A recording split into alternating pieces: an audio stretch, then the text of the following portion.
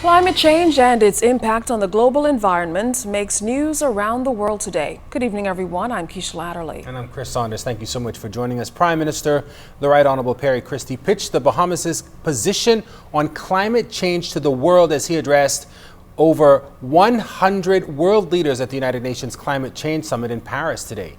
Mr. Christie minced no words as he called for global action to climate change and international support for the Bahamas. Now, the Prime Minister joined world leaders, including U.S. President Barack Obama and China's President Xi Jinping, in a call for a united effort and quick action. Clint Watson is in Paris with the details.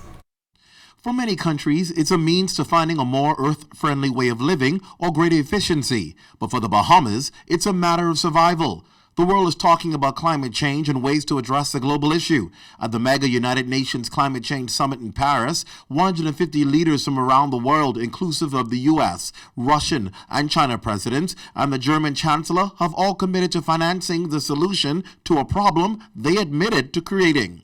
The Bahamas is one of the lowest emitters contributing to this international problem, but continues to be impacted by climate change. Prime Minister, the Right Honorable Perry Christie, during his time on the floor, was clear of his position that the Bahamas needs access funding as a matter of urgency. Indeed, with 80% of our land within 1 meter or 5 feet of mean sea level, business as usual with regard to climate change threatens the very existence of the Bahamas as we know it.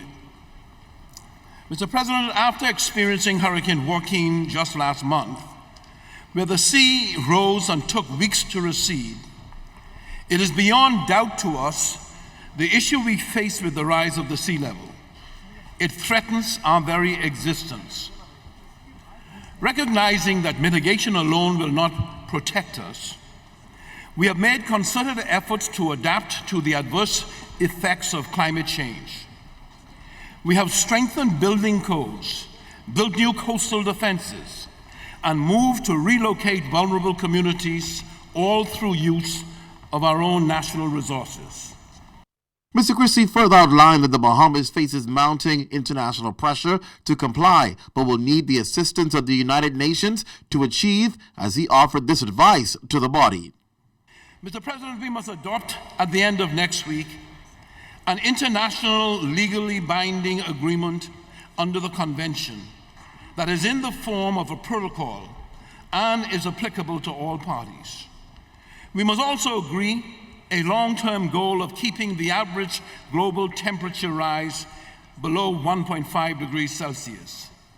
The 2 degrees goal, which many espouse, will lead to the loss of entire countries. And a 1.5 degree goal is not only desirable, it is achievable and feasible. Let us then send a clear message to the world that we will fight for countries like the Bahamas to stay on the map into the next century. Mr. Christie further called for the Paris Agreement to include loss and damage, as well as for those who have made pledges to honor them. Existing insurance structures are inadequate and often rely on legalisms which deny legitimate claims. Secondly, we must recognize the $100 billion per year pledge by developed countries, and that it needs to be honored and built upon in the post-2020 period. As I conclude, Mr. President, the Bahamas should be able to access these funds.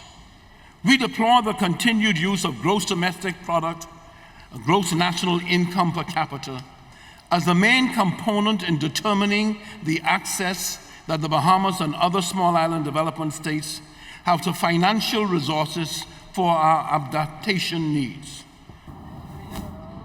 The concern is so many times at these United Nations sponsored events, countries sign agreements and make commitments without ever following up and actually implementing an action plan. While countries like the Bahamas hope that doesn't happen in something so important as climate change. They're hoping that real action follows this meeting. In Paris, Clint Watson, ZNS Network News.